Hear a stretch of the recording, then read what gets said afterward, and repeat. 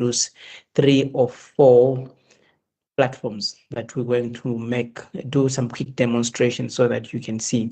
So the purpose of this presentation today is basically to selecting a research methodology or research design for your research dissertation or thesis, right? So that's what we're going to be basically doing. So as usual, we're going to have a quick conceptual presentation focusing on your PowerPoint presentation, right? And so that we can ground the methodology in its pure context. That's what we're going to do. Then thereafter, we're going to move on to do some quick demonstration on ChatGPT, on Elicit, on a consensus, so that we can see how best we can identify the methodologies or the research design for a specific chapter or for our proposal. I hope your writing is going well, and I hope that the dissertation is coming along, or the proposal that you're working on. We have prepared, for those in Durban, we have prepared a masterclass for those who are in Durban, right? There is going to be a masterclass at the end of April, beginning of March, from the 1st of May, Friday, 1st of May, to Sunday, the 3rd of May, based in Durban. The venue and the prizes will share with you, those who are interested. The purpose of the masterclass is for those who are writing their chapters for their PhD masters, and masters, so that we can complete with them. So what we simply require is that if you are registering, you need to tell us what you want to complete in those 3 days. So we aim to complete 3 chapters in those 3 days using AI and different tools that we're going to be doing. So it's going to be a hands-on masterclass that we're going to have with those who will be in attendance. So you say, I want to do my chapter 1, my literature review and my theory, or I want to do my presentation and analysis. So we're going to need to, beforehand, you to send us that kind of work that you want to do. So there are specific goals that we will be focusing on for this masterclass. So it's not just an open end, just you come and you show up without us knowing the objective. So we need to make sure that those objectives are met. So we're aiming to complete 3 chapters in those 3 days with everybody who would have come and attended. By the time you leave on Sunday midday, right? We need to make sure that you have those 3 chapters, the draft chapters, to some, those who are good at speed, the complete chapters, all right? But if you are not fast in your mastering the AI tools, you can live with drafts that you're going to be ready for submission to your supervisor. So that's what we are at, masterclass in Durban. Then we will be traveling around South Africa. We will also come to Gauteng. Those in Gauteng will come to Western Cape, those in Western Cape, but we'll be communicating these dates with you, right? So we'll do ours. The venue and the times and everything will be, and the amount will be communicated via email, right? So I'll make the same announcement again as we progress with our presentation, but be ready and be excited for this masterclass. If you've been struggling to complete your PhD or your master's, this is the place to be. 3 days, intensive writing and reviewing and cleaning your work, ready for submission by the time. So be expectant of the dates and the times, right? So this will happen the first week of May. Right, thank you so much. So first things first, this is series number 7. We've been doing this since January, and we are completing March every Saturday, 10 to 11:30 every day. Right, my name is Dr. Murenga, and I am a founding member of AfriLeader AI, and this is what we're doing, bringing these workshops to you, bringing research methodologies to you, open access, right? Open AI. We don't believe in you paying for these weekly sessions, all right? Just come and understand, and if you are available every Saturday. Come and join us so that you can learn how to get through to get your master's done, your PhD done. So my background includes participating in developing the University of KwaZulu-Natal AI policy. I had my sixth sense in there. Former member of the UKZN AI task force, an advisor to deans and academic leaders on AI ethics and thesis examinations, working day to day with the deans and academic leaders across universities in South Africa and beyond, advising them on issues pertaining to masters and PhDs that have been written using AI and how to adjudicate on those matters. If you have any similar case, don't hesitate to contact us. Trained over more than 1,000 academics and researchers on the use of AI. Right. Every week we're having sessions. Every week we're having sessions with universities. Within universities, we're having these weekly sessions every week. Attendance more than 120 sessions. Right. In current work, we have a platform that we have developed. We'll also share that with those who will be coming for the for the masterclass. Right. So now the question is, why should we care about our methodology, right? And why do we have to be thorough when we're writing our methodology section or chapter, or for your proposal? It could be for your proposal, or it may be for your dissertation, for the actual dissertation. So the methodology is a very important section in your proposal or your chapter or your thesis, right? Why is it most critical chapter? Is because the methodology chapter, it tends to explain how the research is conducted or how it was conducted and why specific methods are appropriate or way appropriate. So now the first thing that we need to get out of the way is that when you're writing the methodology section in your proposal, you use future tenses, right? And when you're writing the methodology chapter in your dissertation or thesis, you are using past tenses, because what you're simply doing is that you are reporting the practical steps that you've conducted for collecting data and analyzing data. So most people, as simple as it is, most students struggle with it, especially at master's level. Proposal is future tense, and the dissertation is past tenses, right? So the methodology chapter demonstrates the logical alignment between research questions and methods, right? So there is no point where you would have your methodology detached from the research questions that you're asking, because what we're simply saying is that each and every research question that you have, it must be answered by a methodological approach. But before we get to the methodological approach, we're simply saying that each and every research question that you have, it must be answered by a specific type of data. Right. So you need data to answer the research question. So when you are developing your questions, the first question that you need to ask yourself in your head is, what kind of data do I need to answer these questions? Who is going to answer the questions? Why and how am I going to answer these research questions? That's where the issue of research design kicks in, right? Before we even get to the data collection or the kind of data source, right? So we're saying there needs to be a logical alignment between your research problem, research questions, and the methods that you're going to use. Because if you use the wrong methods, right, to answer the questions that you have, the study will fall apart. You'll fall flat at the end, because you would come up with the data that doesn't respond or that doesn't provide answers to your research questions. And that's where you see examiners will ask you a question. The research questions, I've come across a lot of theses and dissertations that I've examined, where after I've read everything, I would ask myself to say, but the data doesn't answer the research questions. But the research questions are still remain unanswered.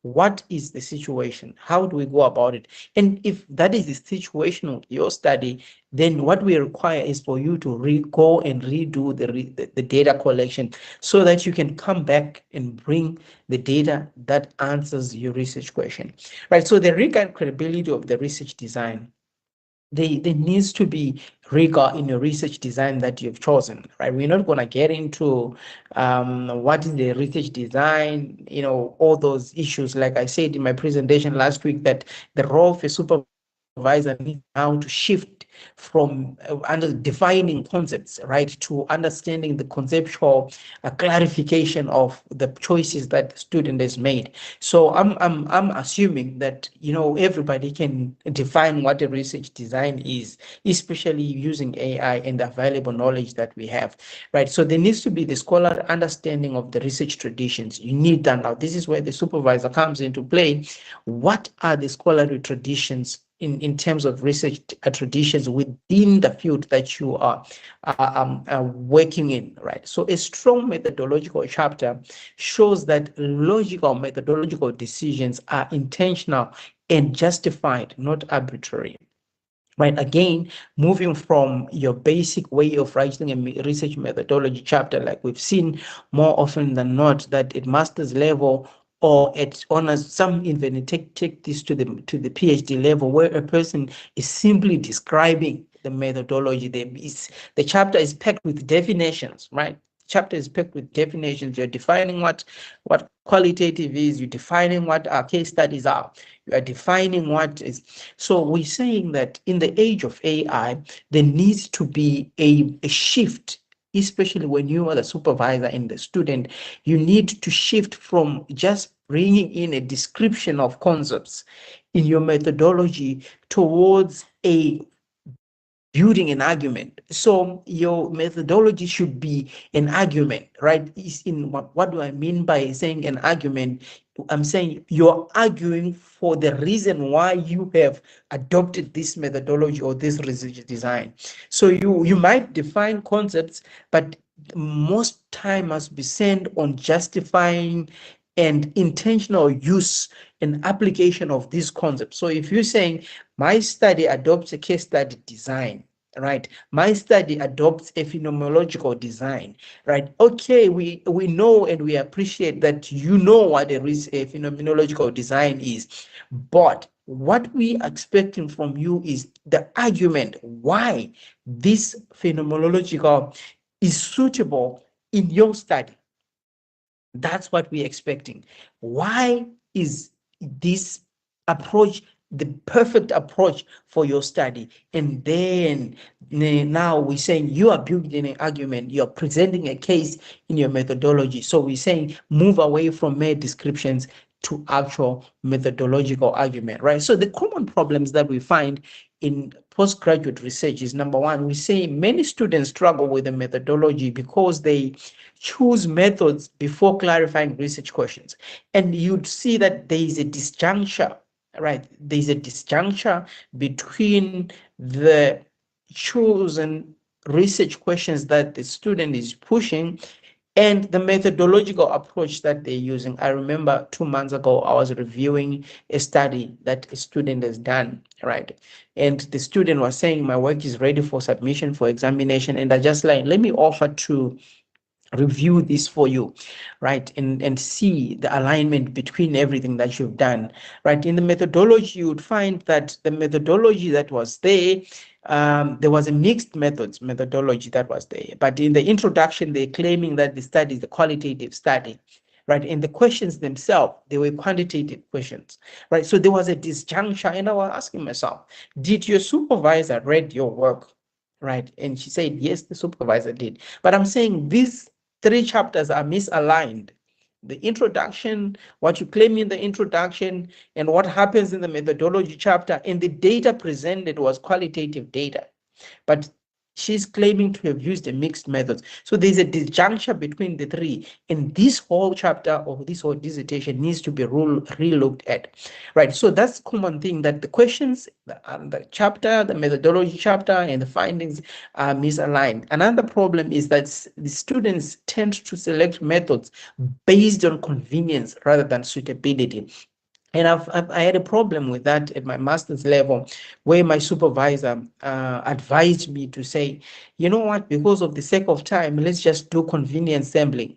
right? Let's just do convincing sampling, or let's just do content analysis because we don't have time to complete this study. We're rushing behind, we're behind time, right? Not considering the questions that needs to be answered, right? We have to readjust everything to be content analysis, whereas the questions that we had, they actually needed in-depth interviews, right? So that's one thing that we normally find. So other students fail to justify the methodological choices.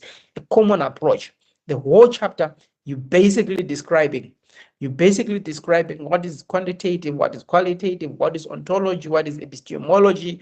There is no link between the choices and the questions, right? There's no link between, there's no clear justification, right? So we're saying that the methodology chapter, it needs to be treated more as an intellectual argument rather than a technical section, right? You need to move away from description. Methodology should always emerge from the research problems and the research questions. You cannot do away with the research questions when you are thinking through your methodology chapter, right? So the logic of research design, the research design follows a logical progression, right? It should follow a logical progression. And this logical progression, when we are examining your thesis or your dissertation, I need to pick that up to say, okay, we're moving from the problem, going to the research questions, then the research questions inform the research design, and the data collection was informed by the design,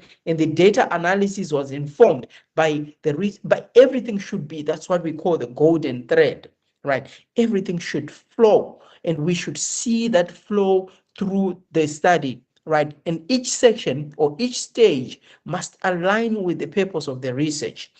There should be an alignment, and AI now can support researchers in mapping out this progression of logic.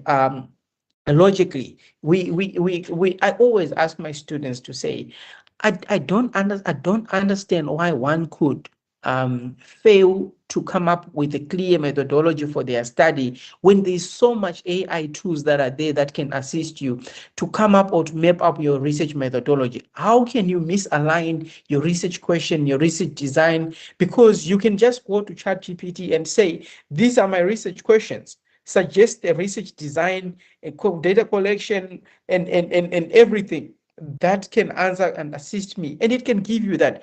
But beware that ChatGPT itself also has blind spots, right? We'll get to that.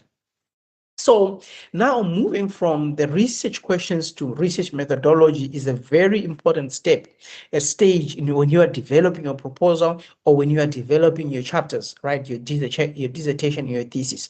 So what are we saying? We're saying the nature of the research questions determine the methodological approach.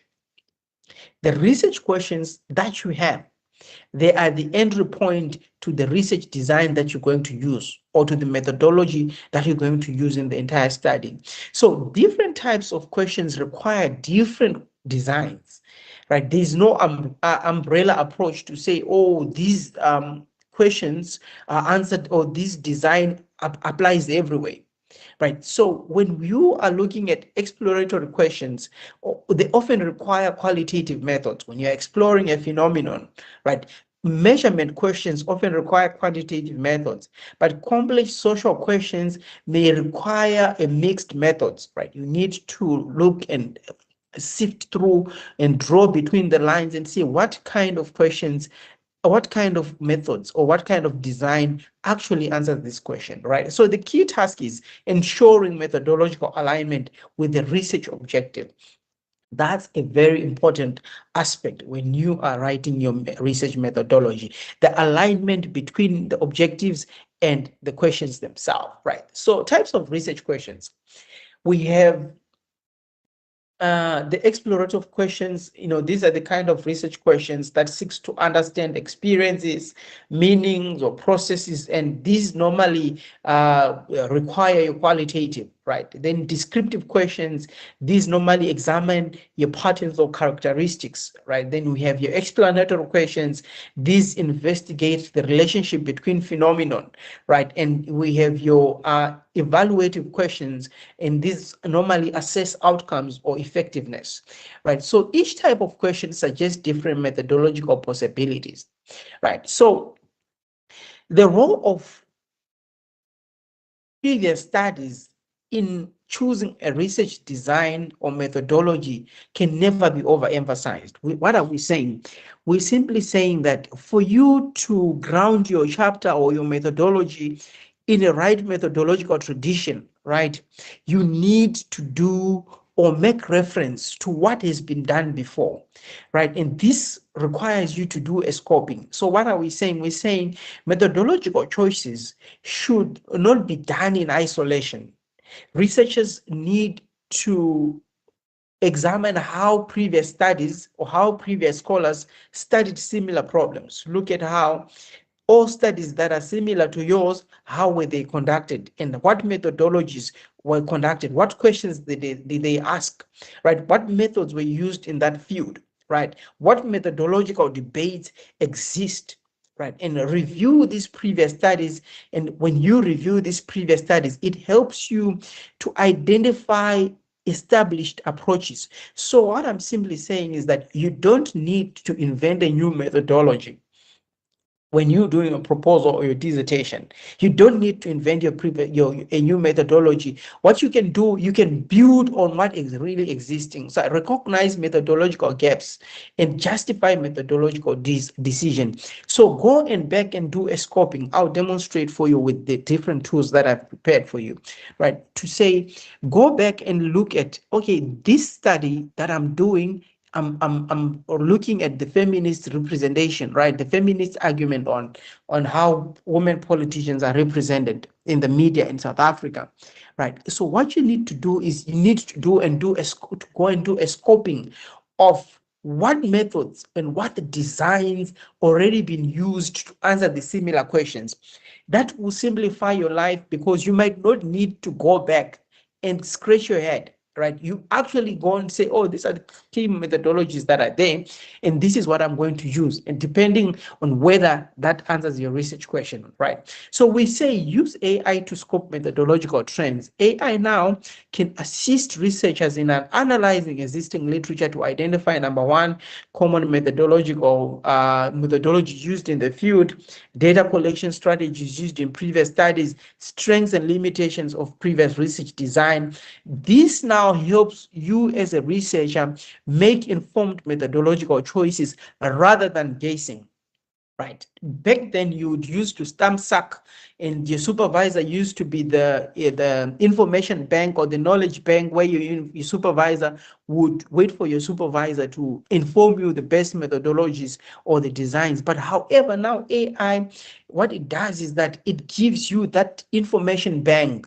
It gives you straight. You don't need to be scratching your head to be reading a thousand methodology books or research method books, right? You don't need to do that. What you need to do, you simply need to do a scoping of the methodologies that have been done, that have been using, and do not guess, right? Use these tools to actually scope and map and say, this is what works, and this has been used before, and this is what I'm going to use.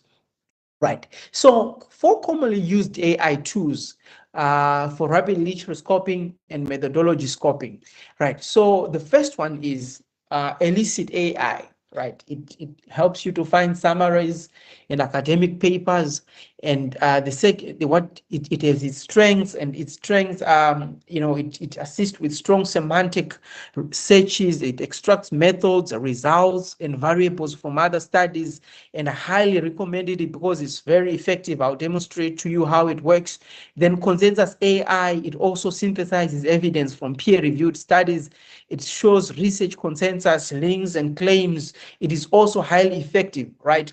ChatGPT, it is moderately effective. I do not recommend that when you want to look for methodologies for your study. right? It's good for developing the structure for your methodology chapter and expanding the chapter itself or the concept that you have. But in terms of identifying the methodology, I do not highly recommend it. Then Perplexity AI also, it is very good, but it is relatively effective in terms of scoping and looking for a research design, right? So choosing between qualitative and quantitative and mixed methods. So the choice of methodology depends on the nature of the research problem. Like I can never overemphasize this, right? So to say qualitative research explores your experiences, meanings, and social processes. Quantitative measures variables and tests. Mixed methods research, it combines qualitative and quantitative where the problem is complex. So the key consideration in which approach best answers the research question, right? So we don't need to be defining this. Qualitative research design, we've seen already, and the common qualitative methods include your interviews, your focus groups, your document analysis, your case studies. Your qualitative research prioritizes depth and interpretation, whereas your quantitative research prioritizes measurement, reliability, and statistical analysis. And the common quantitative methods then include your surveys, experiments, statistical analysis of data sets. The mixed methods now, it is bringing both together to solve those complex problems. We're looking at mixed methods research design. This approach is useful when research wants to combine statistical patterns with deeper explanation, validate findings through multiple sources, and address complex research questions, right? So mixed methods are now, it normally you do sequential design or concurrent design. Sequential is where you start with quantitative, then you followed up by your qualitative interviews, then concurrent, everything is happening simultaneously, then embedded design, and so forth and so forth. We don't want to spend much of our time on this one because what we want to do is to demonstrate how you can get the right research design for your study using AI. Right, so designing data collection strategies, right? Once the methodology is selected, researchers must determine what data is needed, where the data will come from, and how the data will be collected. Common data collection strategies include, your interviews. We've already identified this. We don't need to spend much of our time there, right? Justifying methodological choices. So I said the most important aspect is to justify, because you are developing your chapter as an argument. So a strong methodological chapter does not simply describe methods, it justifies them academically. Researchers must explain why a specific research design was chosen, and why certain participants were selected, and why specific data collection methods were used, and why particular analytical approaches are appropriate. Justification demonstrates methodological rigor. This is very important, right? So what are the key takeaways from this conceptual presentation? Number one, we're saying designing a methodology requires methodological reasoning, not just selecting techniques. Researchers now need to begin with a clear research question. You need to begin with a clear research question. You need to review how previous studies approach similar problems, select methods that best answer the research questions, and align data collection and analysis with the research design. You need to provide clear academic justification for methodological choices, and AI can assist in this process, but methodological reasoning remains the responsibility of the researcher. Right, ladies and gentlemen, colleagues, this is the end of the conceptual demonstration or presentation. We now want to move into the tools that we can use, right? So the first tool that I'm going to show you, we're going to start with Elicit, then we go to Consensus, then we go to ChatGPT. Quickly, right? We're not going to waste time, right? But what I want you to bear in mind is the move from the research question and using those research questions to develop the design and the data collection processes, etc., etc. So, but we're going to take a 5 minutes transition break. where I'm just going to open for comments, questions, and feedback from the participants while we transition to the platforms that we're going to be using. Right, so I'm going to open the platform for just 3 people that wants to comment or ask questions as we transition to the next section of our presentation.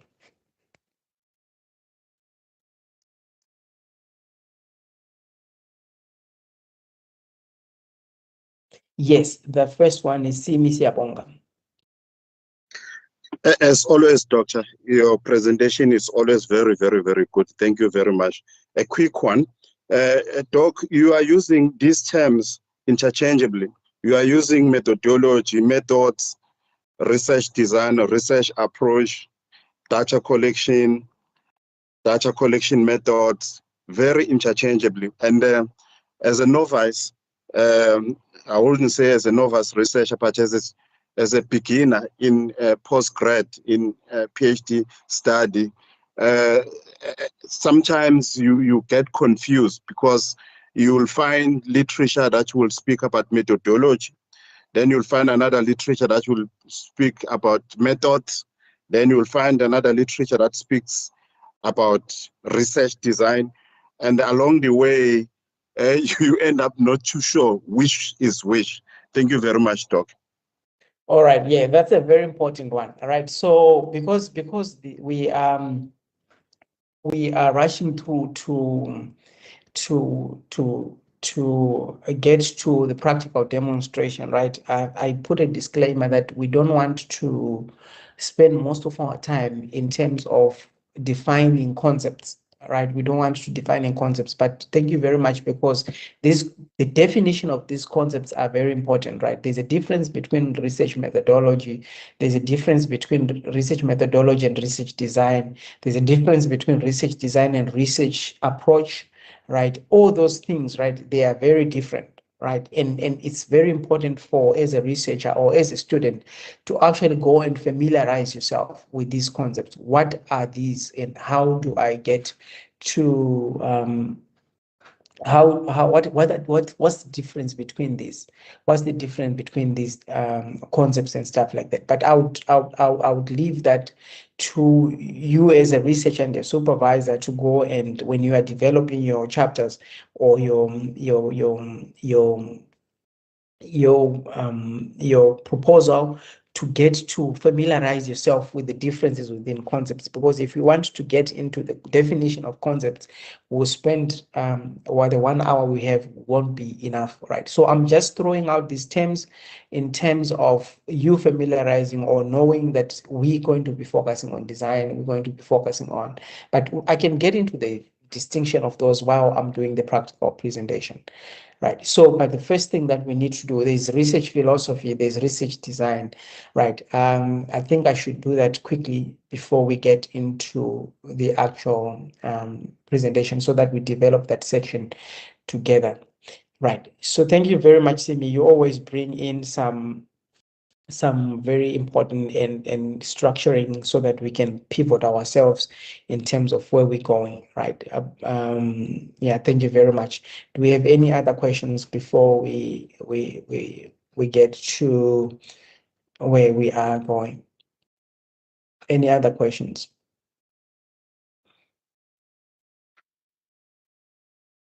Any other questions, right? There is Elizabeth Julius. Yes, you can go ahead. Thank you, Doc. I'm glad you're doing this section, Doc, because this is actually the section that I'm struggling with. Um, I'm doing a review, and the thing that I'm struggling with, because I've been reading, and I hear different things. Some say a scoping review, an integrative review, and all these reviews that I'm reading. Even you spoke about a couple of weeks ago the narrative review, which is common among master students. So I'm hoping from today's session to see what I can learn and apply. Thank you. All right, thank you so much. So I will touch briefly on all those, right? So that you can get to have an idea of where we're coming from, right? So those who have been following us since the time we started we started by developing the research questions themselves, right? And the title of your study, we have done that. So if you've been following, I'm going to assume that you have you have you have you have research questions by now, right? That's my assumption, that you have research questions or that you have a topic, right? That you have. Yeah, that's just my assumption. But if you don't have, you're gonna have to go back and watch our previous studies that we've done before, right? So we're not going to. So I'm going to say here. I'm going to say that we want to develop, right? If also we're not going to get into the prompts, right? Because we already have taught and that did some lessons on prompting, right? So it will be a futile exercise for us to spend much of the time in trying to develop your prompts. What kind of prompts do you want to do? Because we already taught about how to develop effective prompts, right? But I'll share with you some prompts for that I'm going to be using to develop this, choosing the research design, right? Or the research philosophy, right? I'm going to now restructure what I wanted to present so that it can align with an issue that was raised by Dr. Senior then, right? So we want to write a methodology section or chapter for our study.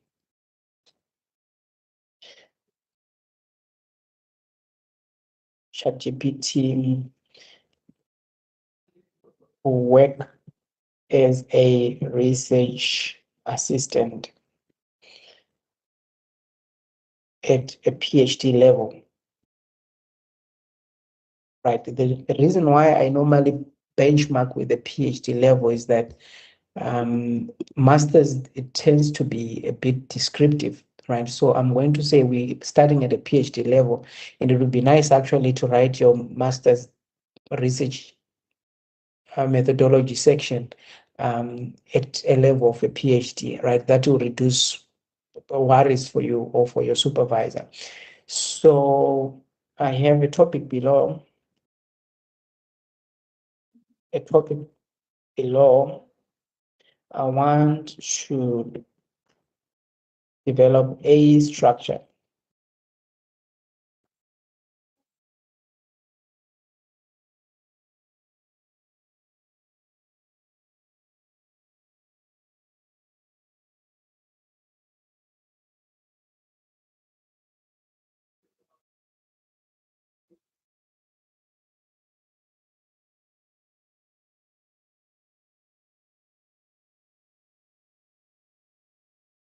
Right. So my prompt here is this is my context. I'm saying we want to write a methodology chapter or section for our study. ChatGPT will work as a research assistant at a PhD level. So I have a topic below, right? And this is my topic here.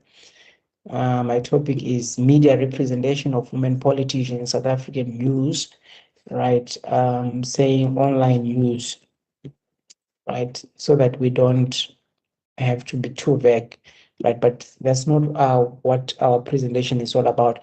So I want to develop a structure for the chapter or section that I can later develop into a full chapter ready for submission to examiners, right? So I'm saying develop a comprehensive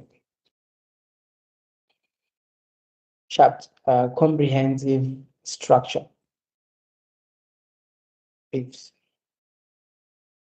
key outlines what each will focus on, what each section will focus on, right? So I'm saying The research questions are below.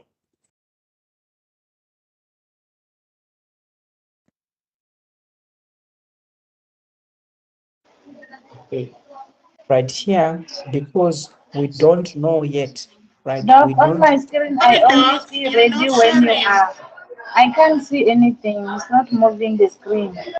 No, the screen is not moving. I'm on ChatGPT. I'm not sure if I'm on ChatGPT. If you can see my ChatGPT. No, Prof, you're not sharing. Yeah, you know. I'm not. Yes.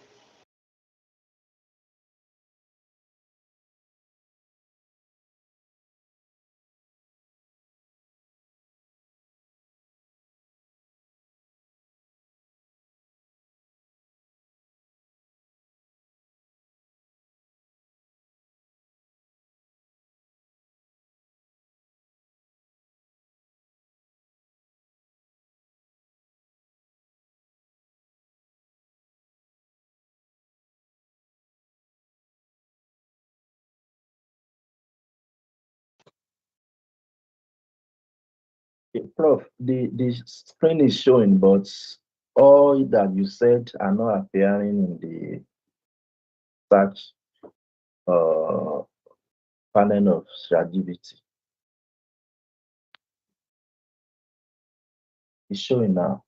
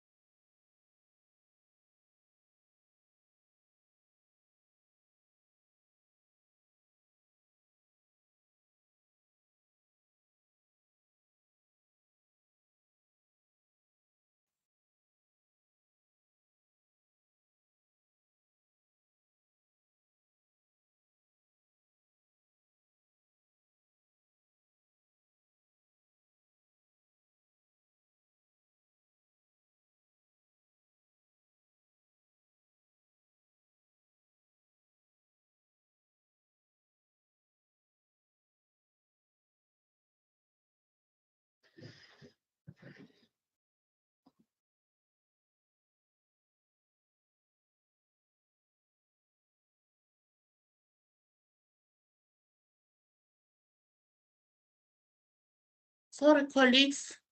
There's no sound from my side. I don't know whether it is the same from your end. Same here. Same here. Looks like we've It's the lost same, Dr. Lugi. Marina. Same here. Morning, colleagues. Yet. I think Dr. Moringa is trying to fix the screen system. So he'll be with you shortly. Okay, thanks, Dr. Gilbert.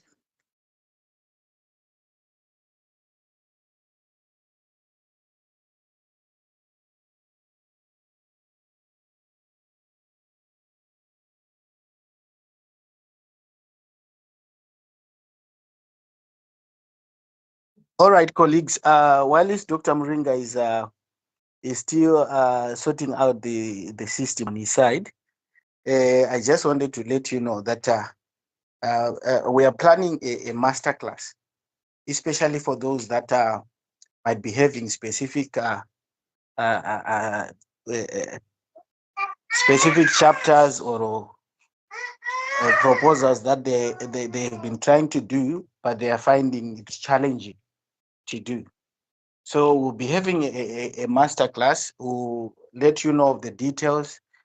And for now, I think we only have a space for 25 people, 20 to 25. So that it can be manageable for every person. But obviously, I think for now, we will only start with those that might be in Durban. But if you happen to be in Gauteng or any other province and you want us to come there, please do let us know.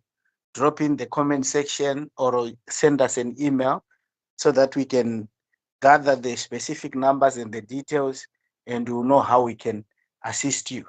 So how we are going to do it is, if for instance you are working on a chapter or on a proposal, you send the details beforehand.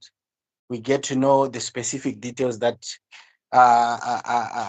that you need assistance with, and then when we have the master class, when we meet, we'll be taking each and every one of you through, and also we'll give you a prompt books or pertaining to the project that you are working on. So that's it for now. But if you have any questions, please do ask while we wait for Dr. Mringa to come back.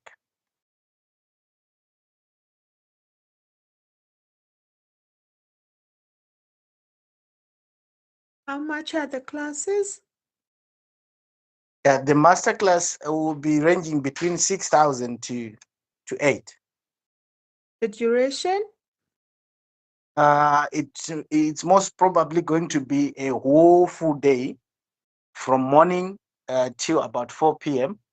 But I'm sure by the time you get out of that place, you'll be done with your chapter or your proposal. So basically it runs through one day. Yes, it runs through one day because we are trying to cater for those that are working. Probably it might be on Saturday, so that we cater for everyone who goes Monday to Friday and might not be available during the course of the week. Sure, thank you. And then I see a hand by Magoso there. Thank you. I would like to find out, do you offer one-on-one sessions? And Definitely. also, oh, sorry, you may go ahead. Yeah, I'm saying we do offer one-on-one. Okay. And then the second question is, if I intended to submit my work to you to review it instead of having a session, do you also offer that service? Yeah, a review, we do review. Okay. We definitely do review, and you are free to just drop us an email. Say, this is what I've developed. Can you kindly assist in reviewing? Reviewing is very cheap. All right. Thank you so much. Thank you so much. Just remember, Right, I'm back, right? because Dr. Mringa is back. All right, thank you. Can you please confirm if ChatGPT screen is showing? Yes, it's showing, Doc. Very clear, right? Yeah, I think it's clear on my side. All right, thank you so much. Right. So what I was saying is that Sorry, Doc. yes. It doesn't show from my side. Don't know, maybe it's I can see it. I can also see I can also see Me it. too, I can also you have to see sort it. it out from your side. All right, now so maybe you might need to I refresh. can also see mine. All right, so sorry about that. Technology is always does that when we about to get exciting things happen, right? So what I was saying is that because the first thing, because in my presentation I said the first things first is that everything should draw from the research question, research problems, right? So the logic of the research methodology should be should begin or should draw from your problem or your research question, then we get to the design and stuff like that. So here I'm saying the first thing that we need to do to ChatGPT is that we need to say we want to write a research methodology section or chapter for the study.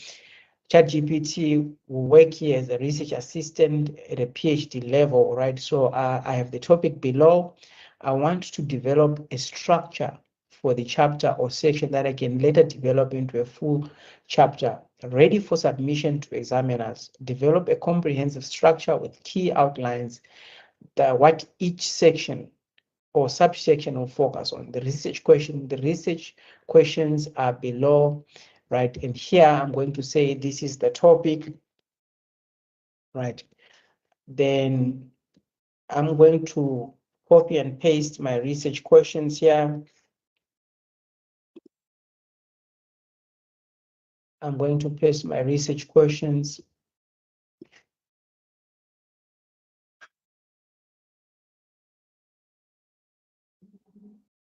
I'm going to paste my research questions. Okay.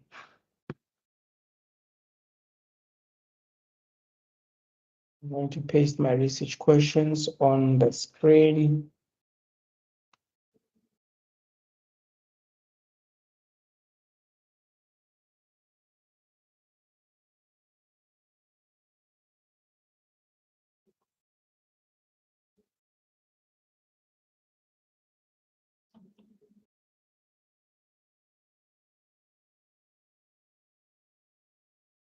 Right, I'm going to paste my research question on the screen, right? This is my research question 1, and stuff like that, right? So I'm saying, I'm not sure yet if in nature, the research design, research philosophy, etc., right? Just provide a generic one, structure first, right? The reason why I'm doing this is that we don't want ChatGPT to preempt for us, right? Because it's going to hallucinate. It's going to hallucinate, right? But so I'm going to click here. So the first thing we're going to draw out is a structure, right? So it begins with the introduction of the methodology chapter. We're saying this section introduces the methodology chapter, overview of the methodology approach used, the research paradigm, right? Now, this should be understood in line with what was raised by Dr. Simi, right? Now, the research paradigm or research philosophical orientation, this section explains the philosophical assumptions underpinning this study, right?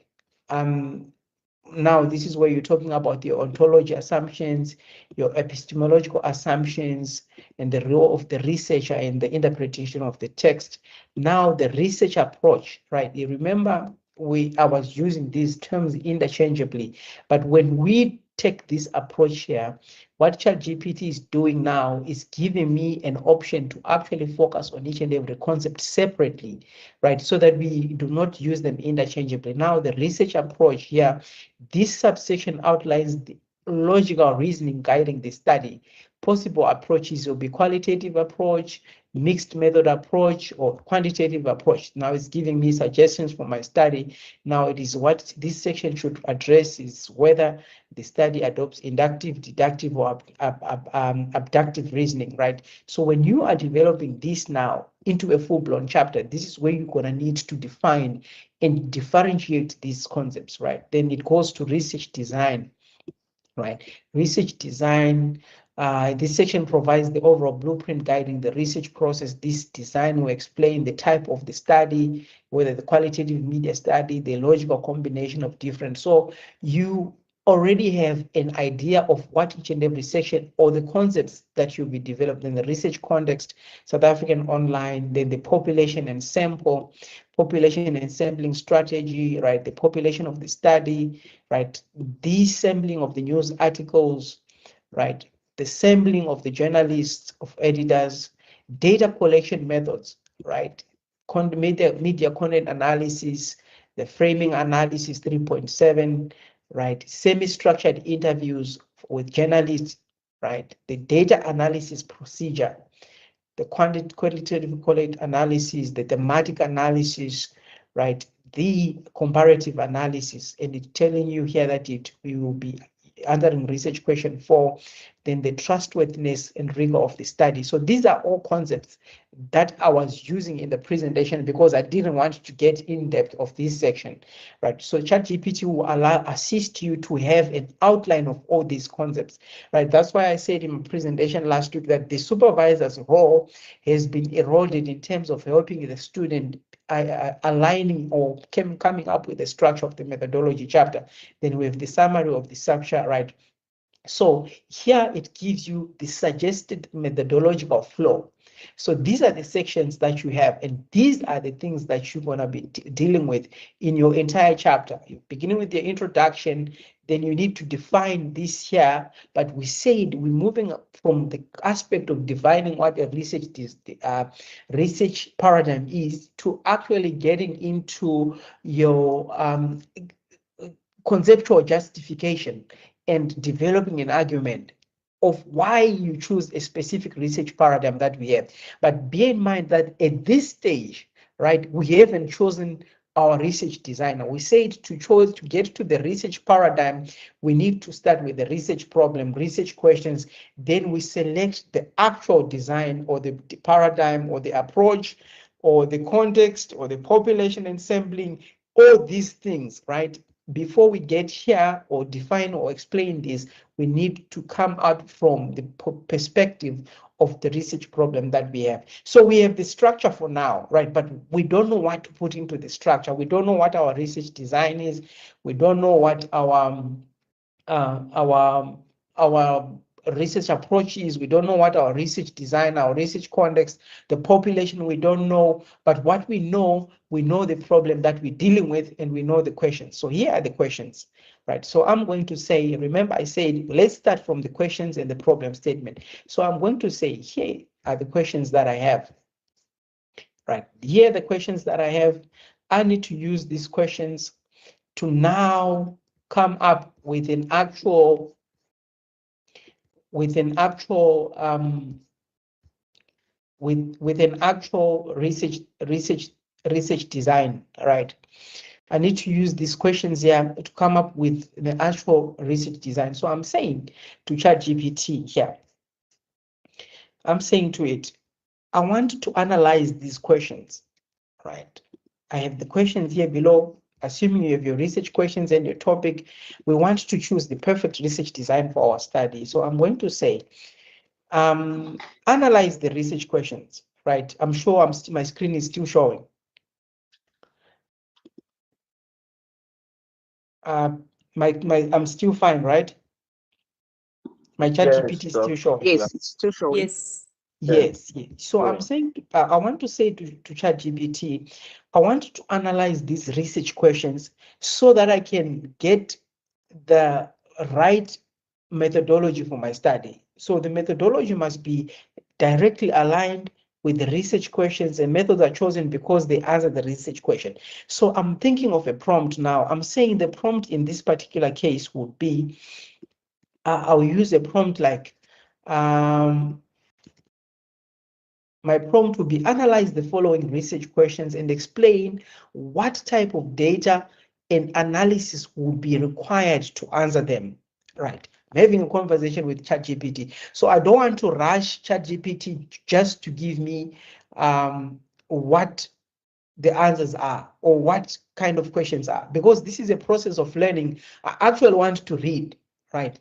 I'm saying, it says to me, a careful examination of the research questions reveals that this study investigates both the nature of media content and institutional practice that shape that content. Consequently, answering the questions requires multiple types of data and complementary analytical techniques. Each research question targets a distinct dimension of media representation, descriptive patterns, interpretive frames, newsroom explanations, and comparative gender coverage. So the following analysis explains the type of data required and analytical strategies required to answer the research questions. So it says analytical requirements for each research question. The first question is, what patterns characterize the presentation of women in South Africa, right? Then it gives me the type of data. It says, to answer this research question, the study requires media content data, specifically news articles published by South African news platform, the data set should include articles that mention or focus on women petition. Already I'm given the kind of data that is required here. You can read further, right? Then it says the type of analysis required.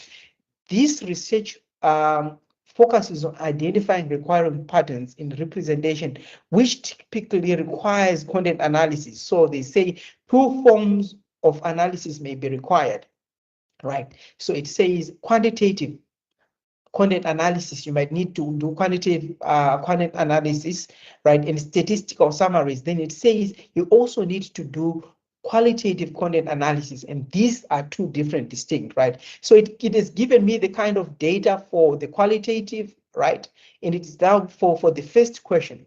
Now for the second question, it says what dominant frames are used in media reporting on women. Then it gives me the type of data that is required for my study. Say the data required for this study is also news article content, but the focus is specifically on how stories are structured and interpreted. So relevant data that is needed is news articles, headlines, quotations, narratives, right? Because framing often occurs through subtle linguistic cues, right? Actually, I'm actually reading and learning about the type of data that are there that are used in this type of study, right?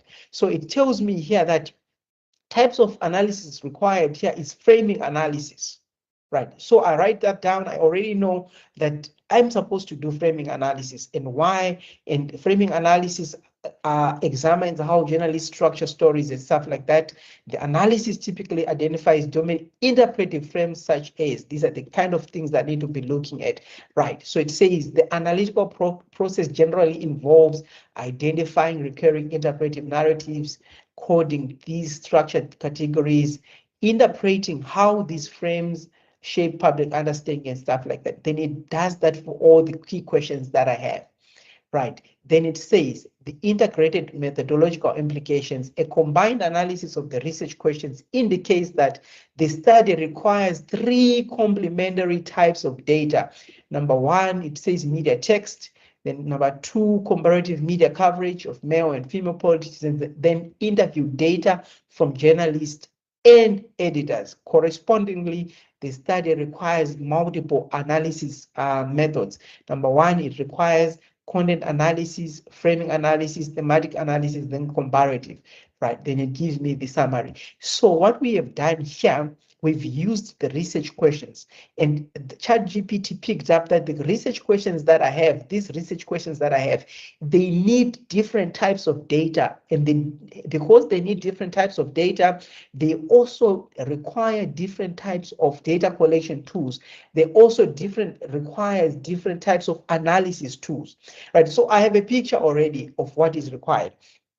But now I'm saying to ChatGPT, I need to understand the type, the nature of the inquiry, right? But before we go there, right? Before we go there, I'm saying to ChatGPT, I want to identify the nature of the inquiry, but right. But the type of research questions strongly influence the methodological approach, like we've already agreed, right? I'm saying to ChatGPT, now the question is, how do I determine whether the research questions are exploratory, descriptive, or explanatory or evaluative, right? I'm learning, I need to understand if my risk questions are falling within any of these, right? Now I'm saying to ChatGPT, help me here quickly, right? Classify, I'm saying to ChatGPT, classify these research questions as explanatory, descriptive, and so that I can know what I'm dealing with, right? I just don't want ChatGPT to give me the methodologies and everything, right? I'm saying now clarify for me if this question. So it says to me, research question number 1 is a descriptive research question, right? And this research question is primarily descriptive because it seeks to document and identify patterns, right? Implications for research design. Then it says implications for research design. It says a descriptive research question typically requires a systematic observation of media content, right? So it gives me that, because of this research question, you need to look at a specific research design that you need to focus on, right? But we still learning because we are going in the process of reading and understanding. Then the research question 2 is say, this is more descriptive, right? Implications for the research design, it says, because framing involves interpretive processes, the research design must incorporate qualitative analytical methods. It's already give me an idea or that, okay, we need to look at qualitative.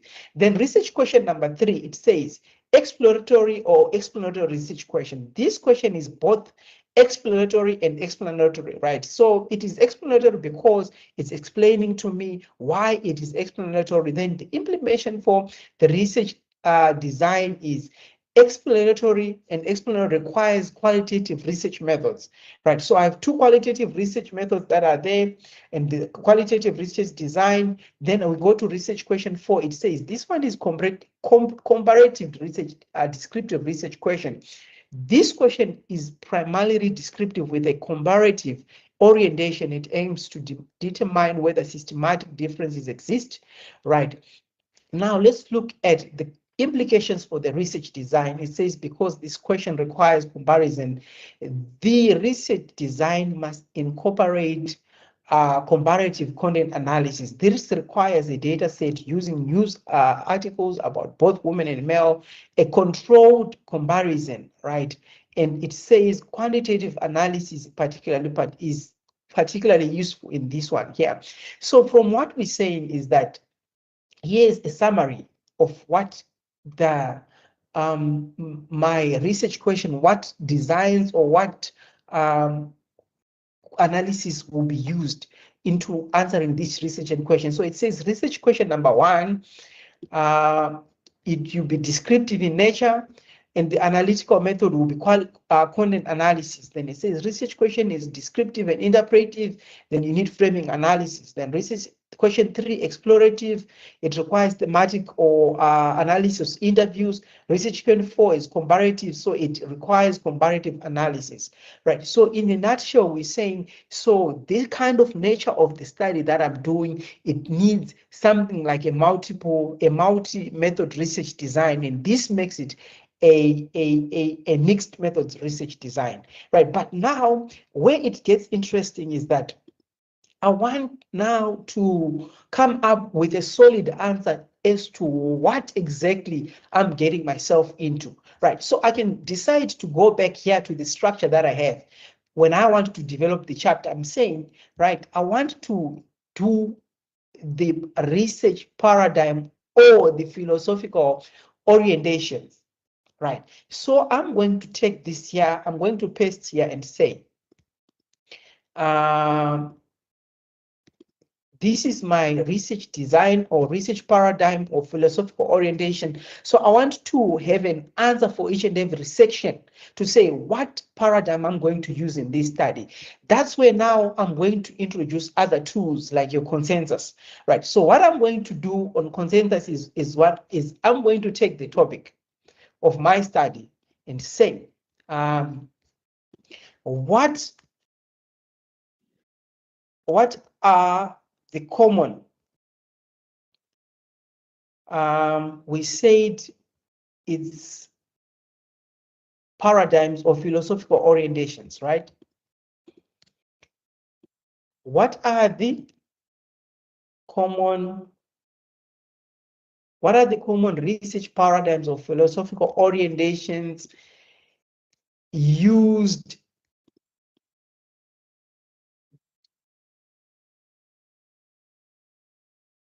in studies that focus on, right?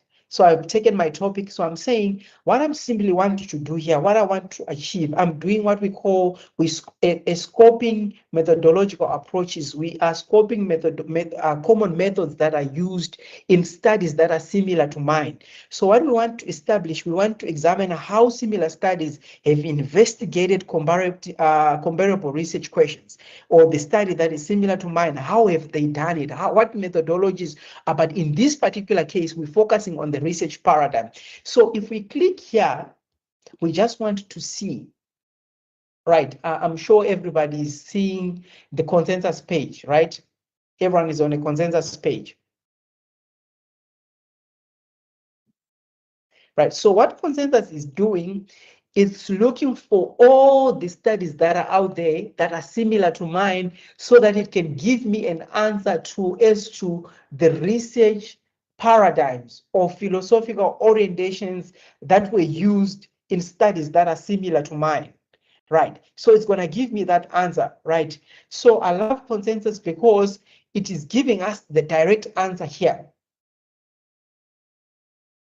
Right, so it says to me, studies on women politicians in news, including in South African online news, mostly adopt qualitative, critical, and interpretivist paradigms with strong feminist and social constructivist influences. Right, it has given me an answer here. It says dominant paradigms and philosophies. Number one, the most paradigm that is used in studies that are similar to mine is the critical constructivist with the feminist orientation.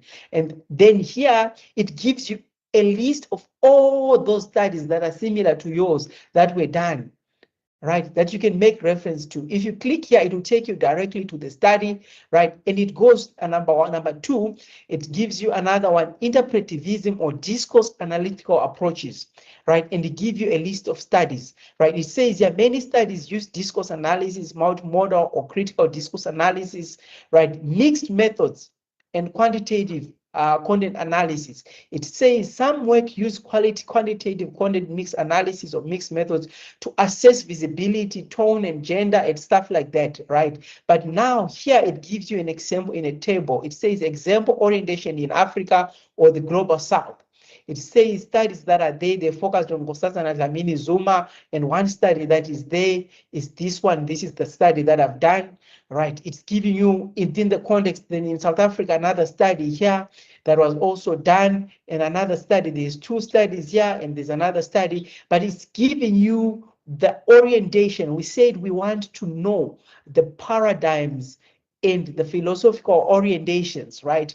So these are the commons that are used in our studies, right? So we don't need to scratch our head now. We know that studies that are similar to mine, it say that you're using qualitative case studies, you're using critical feminist or constructivism, or using discourse analysis, or you're using critical feminist post-colonial, right? Then you need to choose. Right. So what you can do here on consensus, you can simply come and download the CSV file, right? You can download this CSV file. What you're seeing here, you can download it, or you can copy and paste it, right? And say, I'm copying and paste this, and I'm taking it to ChatGPT, right? And I'm saying, because we want to look at, right, and I'm saying now develop for me the or I'm saying provide for me the most suitable section here. We're focusing on the section on paradigm, right? We're focusing on the section on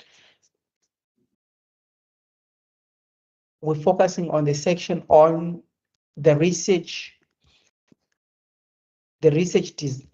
paradigm or philosophical orientation, right? Then I'm going to say, provide for me the most suitable research for understanding for my study and draw on the information below, right? I can choose to say,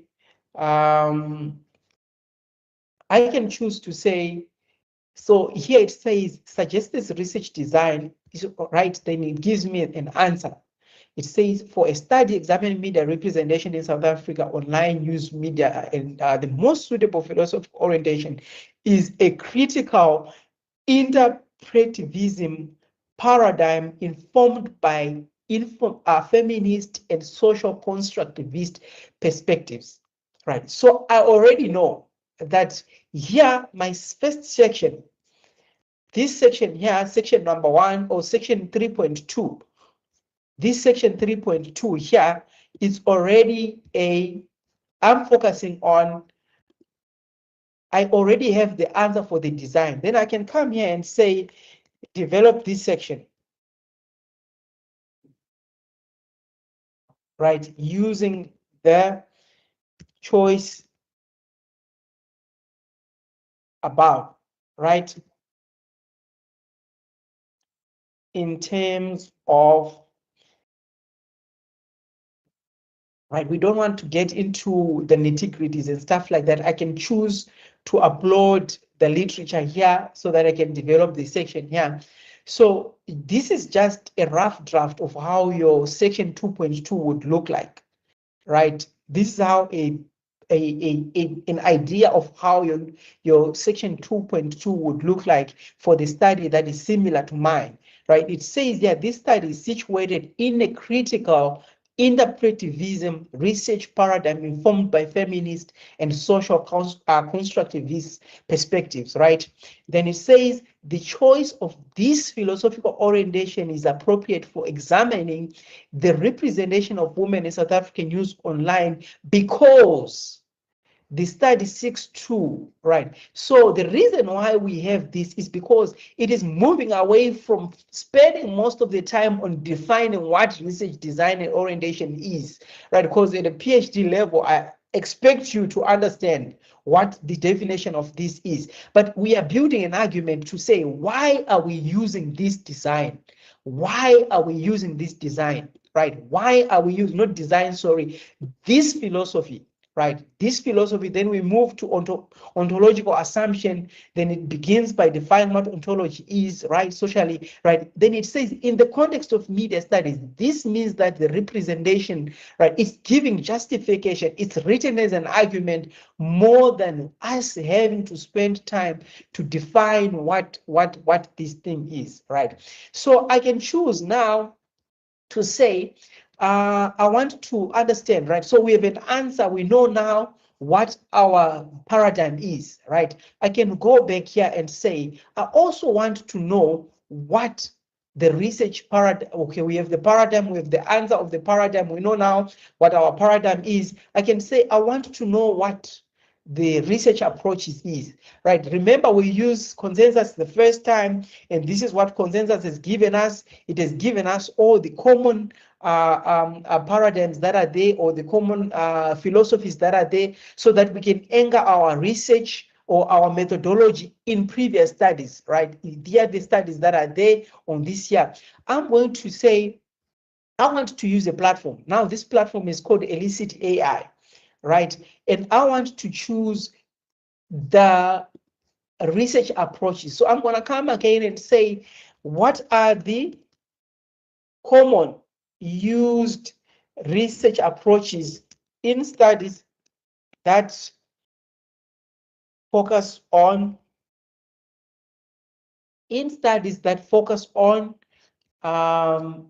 media representation. Right, I'm going to copy the topic as it is and put it here. Right, so consensus, this is Elicit AI. So what Elicit AI does is that it does a thorough review of more than 1 million studies that are similar to this one. Then it will give you a answer, right? I'm just going to say, generate for me a report. Right, so this is your Elicit AI. It's running for us. It says here on the left, it's gathering sources, right? It's 50 sources were found, 50 studies are similar to mine that are there, and here is, we are not ready. The first study that is there is that we are not ready for a she president navigating media framing in South Africa. And again, this is a study that I've done, right? Let's wait for Elicit AI to give us a feedback. What we are looking for, we are saying we want to anchor, find what research approach are we going to use, right? But for us to use that research approach, it should be anchored in previous studies that were done. That's why we ask the question, what are the common used research approaches in studies that are similar to mine, right? Then it gives me here, it says empirical research.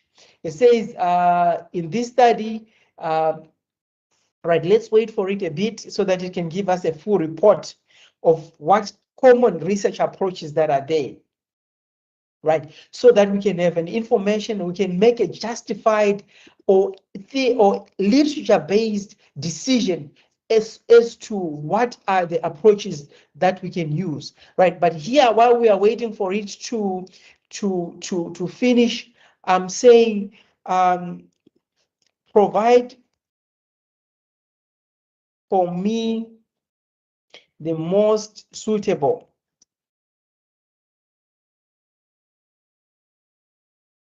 right? The most suitable research approach for my study, right? Drawing on common approaches used in previous studies and must be aligned to my research questions. Right, it must be aligned to my research questions. Let's go back to consensus AI and see, to elicit AI and see what we have found, right? So it gives me a picture here. It says research methodology. It gives me the kind of studies that are there, right? But what we are interested in is it's still generating the report, right? Let's see, let's wait for it. It says it identified 50 studies that are similar to mine, and it screened 3 sources utilizing the criteria of research, empirical research, including women. So it's giving you the methodology of what it does. Those of us who are familiar with a systematic review, that's what it's simply doing. It says it estimated to complete in 5 minutes, right? This is going to take much of our time, right? We can go back here and say, give us the key method. So now ChatGPT is going ahead. That's how I was avoiding ChatGPT, right? It says the research approach adopted in this study to provides the logic framework through which the research problem is investigated. In this study, right, examining the media representation, the research approach must align with both philosophical orientation and the nature of the research, given that this study explores the patterns of representation, dominant frames, etc., etc., etc. The most suitable research approach is the qualitative dominant mixed methods approach. Right. So it just doesn't give me to say, oh, use the mixed method approach. It's giving here the justification, right? That's why I was saying to you in my presentation that we need to move away from basically defining what research approach is and having 2 paragraphs of defining what a research approach is at a PhD level to come to a point where we are developing an argument for why we're using this kind of research approach. Why are we using this qualitative dominant mixed method approaches, right? That combines textual, semantic, content analysis, and interviews. Why? In this whole section here, it's busy developing that argument and supporting that argument. Let's go back to elicit AI. The reason why I was avoiding elicit AI is because it takes a very, very long time, right? So here are my results here. It says to me, most of the studies that are reviewed here are the studies that I've done, right? This is a bias. It's most of the studies that were reviewed in this study is my research, right? That becomes a bias, and maybe, I don't know, those want to call it a conflict of interest, right? But here, this is where we are interested in. It says to me, the methodological approaches across the studies really review a pattern towards qualitative interpretive methods for examining media representation of women in South Africa, right? The dominance of framing analysis, right? This information corroborates what we found on consensus AI. There is a corroboration of these 2 approaches. But what the reason why this information is important is that I need to ground my approach this approach that I have, I can choose to say download, right? Download this document, right? I can download this document quickly. I'm going to download it into my downloads. I've downloaded it, right? Then I can upload it, right? And say, then I'm saying reformulate 3.2, 3.3, 3.3, and anchor it in previous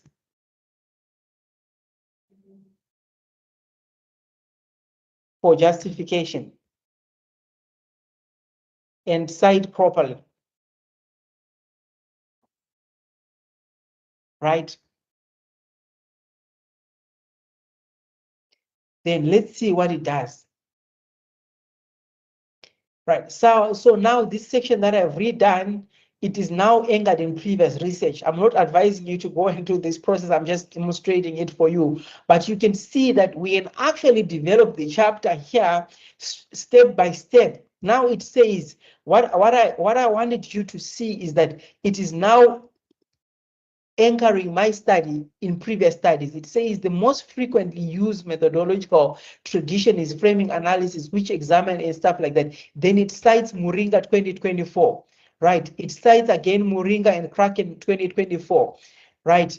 If we go down, then it cites Hand, right? It cites Moringa and Globo 2026, right? It cites, now it's giving you and anchoring the studies, your methodology section in what previous studies have done, right? So what are we doing here?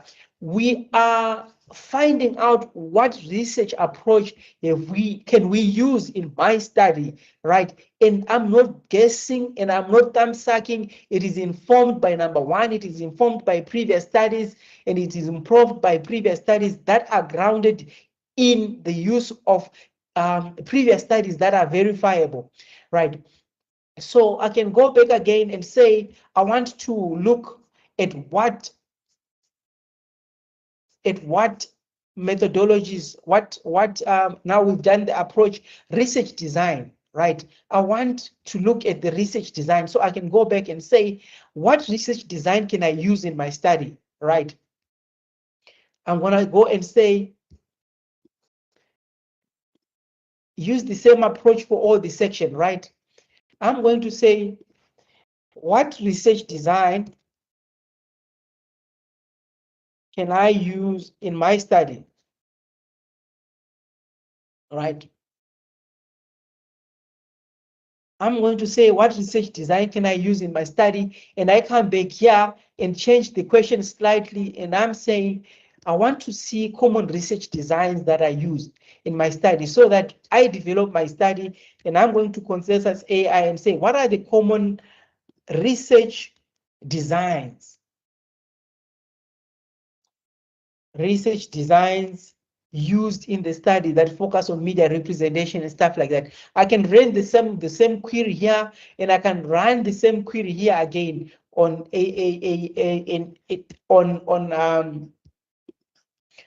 on elicit AI, right? So that I can get rich findings or output from it. I'm saying research design, right? I'm running here. Let's see what consensus has said. It said studies on media representation of women politicians in South Africa and comparative context mostly use qualitative text-focused research designs, right? These are the common research designs that are there. This one here is going to take us some time on elicit AI. Consensus AI is the first one that we can have. And I'm going to see here. It says here, the research design provides, this is basically a definition of what research design is. And it says in this study, the research design is structured to examine both content and right of content of representation and the institutional process that shape representation, thereby ensuring that the study addresses based on the research questions and the critical interpretive paradigm adopted in this study, the most suitable design is a qualitative, dominant, multi-method research design, combining media content and stuff like that, right? This is the design I'm given by ChatGPT, but I need to verify it and anchor it and ground it in previous designs that are saying. So I'm going to say these are the common research designs that are there, right? I'm saying below are the common research designs in previous studies. Align my study and ground my design in previous studies, right? And choose the most suitable and one that answers the research questions, right? Then I'm going to copy and paste what the findings or the outcomes from your consensus AI, right? I'm going to check here. Are we done here? We are not done yet. I think we are done. No, we are not done. We haven't found the answer yet on the common research, but for the sake of time, then we're going to run our query and see. So it gives me the 3.4, right? I'm actually reading, right? I'm not developing the chapter, I'm reading to find out what are the common traditional research designs that are used out there. So I'm saying, it says to me, the design aligns closely with the dominant methodological traditions used in previous studies. Examining the representation of women in research in South Africa and comparable context is largely relied on qualitative and stuff like that. Then it give you, for example, instance, is this a study done by Moringa and Edman and Moringa as well.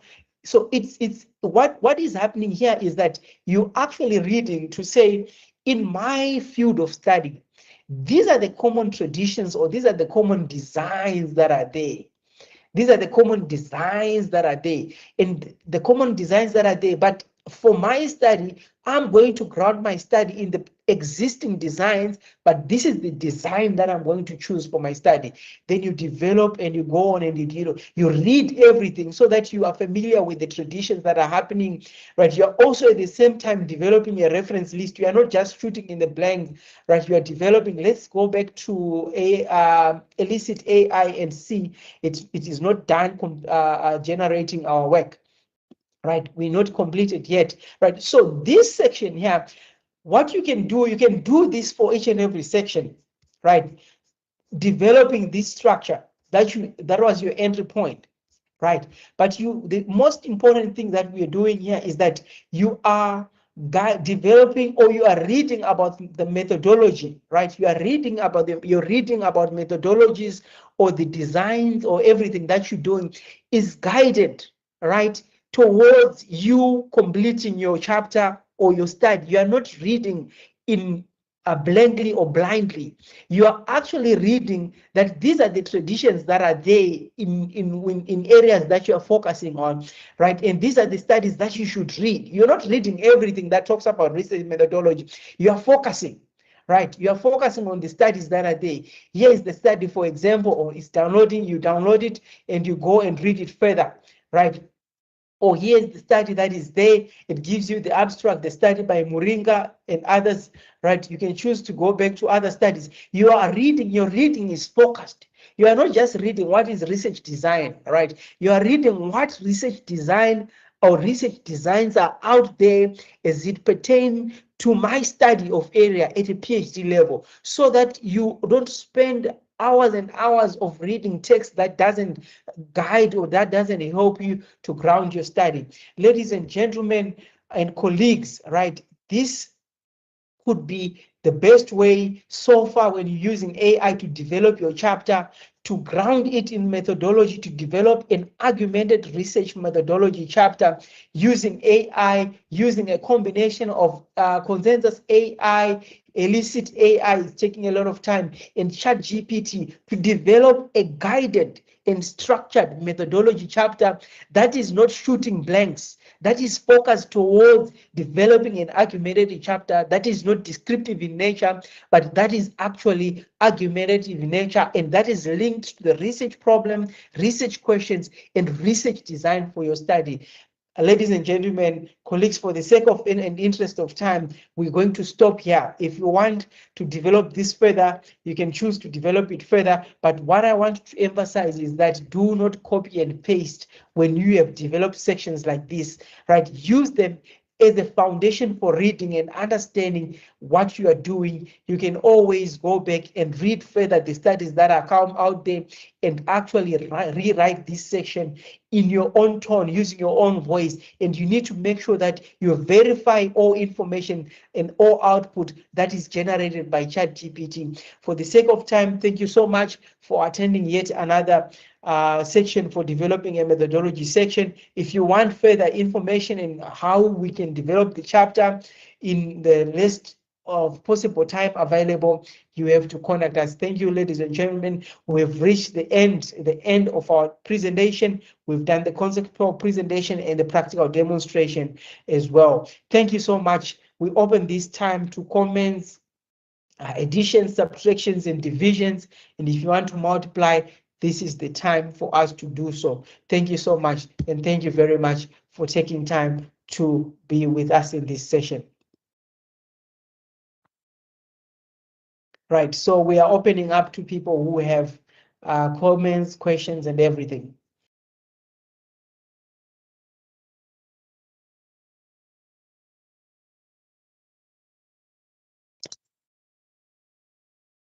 Any comments?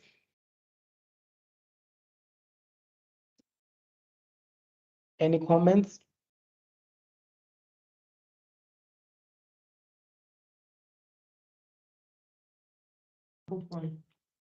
Yes, Kelvin. I would like to appreciate the session that you've just did, Dr. Moringa. I would like to acknowledge that AI tools are actually critical in terms of research. I've actually used Elicit and ChatGPT in my MPhil, and I'm actually currently enrolled into my PhD programs. And I would like to appreciate the time that you've taken to teach us these tools. They're actually critical, and they're actually coming up to ease up the work of supervisors. Thank you so much. Thank you so much. Really appreciate that contribution, that comment. Appreciate it so much.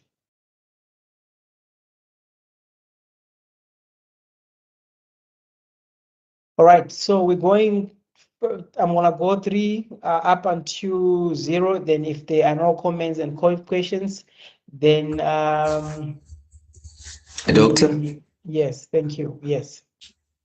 Good afternoon. Good morning, Doctor.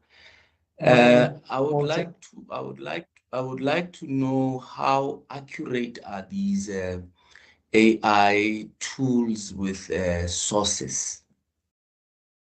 Right. So the confidence level depends with the platform that you're using. The accuracy level depends with the platform that you're using. Right. For example, I'll tell you that if you're using illicit AI, right, to do a scoping review of the methodologies that are there or whatever question or query that you've entered, my experience with illicit AI is that the confidence level sits at around 99%, right, in terms of the sources that they'll provide you with.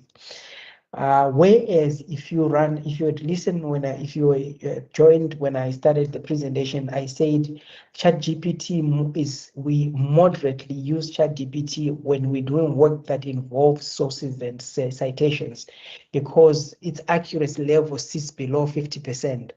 Right, when it comes to sources. Also, the same goes with Perplexity, right? But when you're using things like science space, right? When you're using things like your illicit AI, the confidence level rises, right? But the confidence level also is moderate when you're using your consensus as well, in terms of citations and literature and sources, right? So you need to be aware of your tools. So use these as tools. If you have a tools box, I have a tools box of the AI tools that I use for each and every task that I'm doing. And I know that this one here for ChatGPT for generating text or for enhancing text, that is, I have 99% confidence level, right? But when I go to your Perplexity, the confidence level decreases to 80%, right? So I know the tools that I use for each and every task. And I know that when I want to retrieve sources, right, I have 100% confidence level on Google Scholar. Right, Google Scholar does what all the other tools is. If you go to Google Scholar, then you click on labs. I think I'll do a demonstration in one of these weeks, right? It is 100% confidence level in terms of generating accurate citations and literature, right? So I know my tools as a worker, as a person who is doing work. I have a tools box. I know that if I'm doing this specific task, this tool here, if I want 100%, which never exists, right? If I want 99% confidence level, I'm going to use this tool. That's what I do. So depending on the tool that you're using or depending on the task, the confidence level varies, right? But I'll tell you that there's no 100%. The percentage varies depending on the tool that you're using. Thank you so much.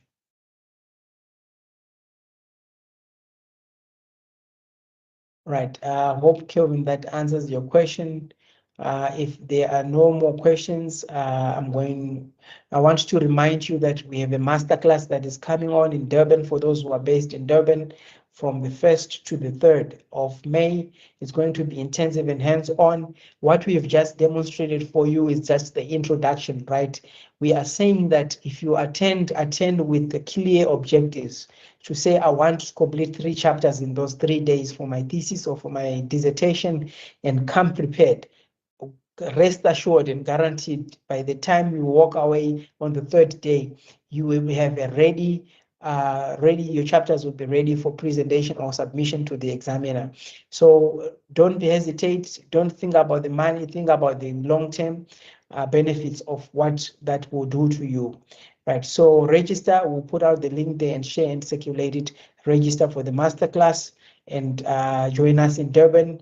We'll communicate those in Gauteng. We'll also communicate when the time comes. Thank you so much, colleagues, friends, family, and ladies and gentlemen. Let's meet again next week, same time and same place, as we discuss other topics and issues that pertains to your research and how you develop your research chapter and section for your proposal. Thank you so much for taking time. I know you have other things to do on a Saturday. I appreciate it, and circulate the word that we are doing this every day for free on a Saturday. Bye. Thank you so much. Siyabonga. Thank you. Thank you. Bye.